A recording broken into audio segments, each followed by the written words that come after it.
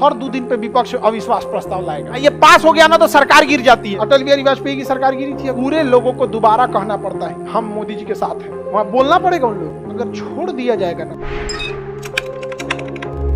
निंदा प्रस्ताव बहुत खराब होता है। समस्त मंत्री या किसी एक मंत्री के काम से अगर हम संतुष्ट नहीं है तो उसके खिलाफ लाया जाता है निंदा प्रस्ताव।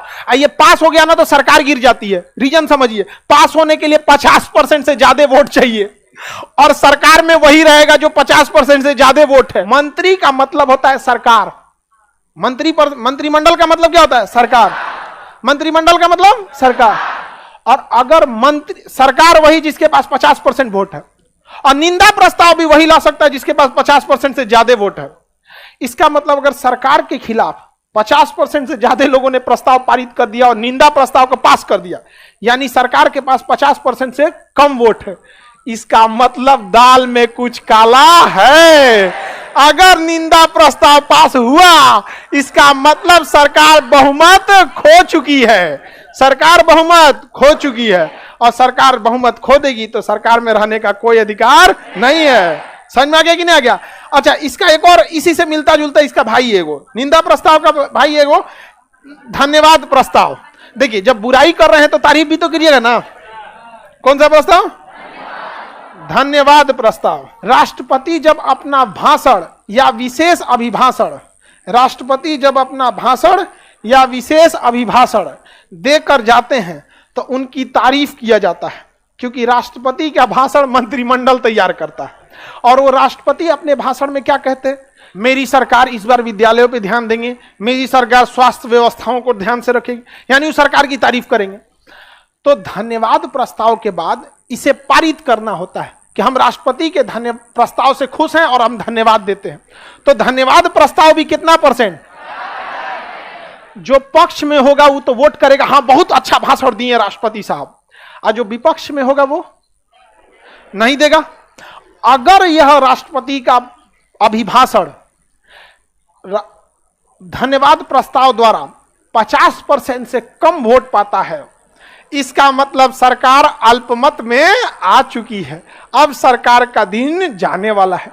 इसका मतलब निंदा प्रस्ताव 50% से पारित नहीं होना चाहिए, वरना सरकार गिर जाएगी। और धन्यवाद प्रस्ताव 50% से ज्यादा पारित होना चाहिए, नहीं तो सरकार गिर जाएगी। अब खुद से सोच के देखिए ना, सरकार अगर अपनी निंदा नहीं बचा पा रही है, इसका मतलब सरकार के पास 50% से कम वोट है, 273 से कम है। जब 273 से कम है तो आपको सरकार बनाने का अधिकार। सिंपल है कि नहीं है? लॉजिक समझिएगा। यहां पर बहुत बड़ा चीज नहीं है निंदा प्रस्ताव, और ना ही बहुत बड़ा चीज है धन्यवाद प्रस्ताव। लेकिन जब यह पारित नहीं हो पाता है तो एक बहुत ही खतरनाक संकेत देकर चला जाता है कि सरकार आ चुकी है अल्पमत में। अब एक्टिवेट हो जाएगा विपक्ष कि आहा बाबू आजा, निंदा प्रस्ताव पास हो गया, मतलब गया तुम अल्पमत में। और धन्यवाद प्रस्ताव पास नहीं हो पाया, मतलब तुम है अल्पमत में। अब हम करेंगे तुम्हारे ऊपर अविश्वास प्रस्ताव। अविश्वास प्रस्ताव कि हमें विश्वास नहीं है कि आपके पास बहुमत है, यानी 50% से ज्यादा सीट है, यानी आप 273 से कम हो चुके हैं। अब हमें आप पे विश्वास नहीं रहा, विश्वास टूट गया, अब आप साबित कीजिए। तो अविश्वास प्रस्ताव कौन लाएगा? विपक्ष। कौन लाएगा? विपक्ष। जब उसे आभास हो जाएगा कि सरकार किस में आ चुकी है? अल्पमत में। किस में आ चुकी है? अल्पमत में। अल्पमत में आने के संकेत क्या होते हैं? निंदा प्रस्ताव पारित हो जाना, धन्यवाद प्रस्ताव में 50% से कम वोट आना, यही सब लक्षण है। कैसे जॉन्डिस का लक्षण है आंख का पीला हो जाना, ये सब देह और का पीला हो जाना, ये सब है कि नहीं है? वैसे इसके भी लक्षण है। तो अब विपक्ष लाएगा अविश्वास प्रस्ताव। अविश्वास प्रस्ताव में पूरे लोगों को दोबारा कहना पड़ता है हम मोदी जी के साथ हैं। वहां बोलना पड़ेगा उन लोगों को, पूरा दोबारा वोटिंग करनी पड़ेगी। अगर छोड़ दिया जाएगा ना, हर 2 दिन पे विपक्ष अविश्वास प्रस्ताव लाएगा। तो कहा गया है कि अविश्वास प्रस्ताव के लिए 10 दिन पहले सूचना दीजिए और कम से कम 50 लोग लिखित दीजिए। समझ में आ गया कि नहीं?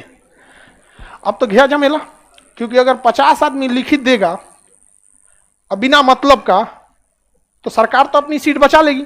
और जो 50 गो सांसद लिखित दिया होगा सबना, सरकार वो इस एरिया का पानी सप्लाई काट देगी। बिजली सप्लाई, पानी सप्लाई, कुल काट दे। सोचो तूने, बिना मतलब का तुम हमारे खिलाफ प्रस्ताव लाएगा तुम यहाँ पे? होता नहीं है जी, कुल काट दे, गर्मी के दिन में सप्लाई है उधर। इसलिए बात बात पर महाभियोग लाना, बात बात पर अविश्वास प्रस्ताव लाना उल्टा प्रभाव भी डाल सकता है। जब आपको विश्वास नहीं है तो हम भी विश्वास नहीं करेंगे। तो अविश्वास प्रस्ताव कितने दिन पहले सूचना इसलिए दिया जाता है कि कोई सदस्य विदेश गया हो और यहाँ आप गिनती गिनवा रहे हैं कि आपके पास 273 है कि नहीं, तो चिल्लाएगा मैं हमारा यूएनओ में गई भाषण देने यहाँ पे, तो ऐसे नहीं ना होगा।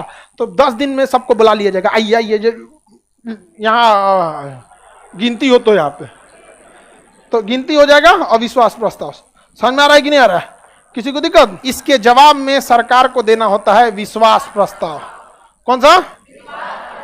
विश्वास प्रस्ताव। विश्वास प्रस्ताव में सरकार को क्या सिद्ध करना पड़ता है?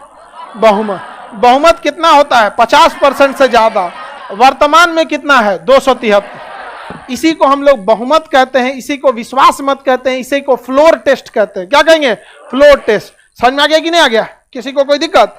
तो सबसे खतरनाक प्रस्ताव जवाहरलाल नेहरू के विपक्ष में जेबी कृपलानी ला दिए थे कि हमको विश्वास नहीं है, लेकिन जवाहरलाल नेहरू बचा ले गए थे सरकार, कहे कि नहीं हमारे साथ तो सरकार है। समझ में आ गया कि नहीं आएगा?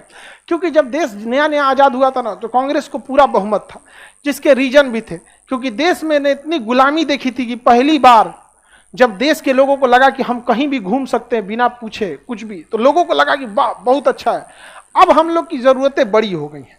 जैसे बचपन में कोई रिश्तेदार आपको 5 रुपया दे देता था तो ऐसा लगता था यही देवता है।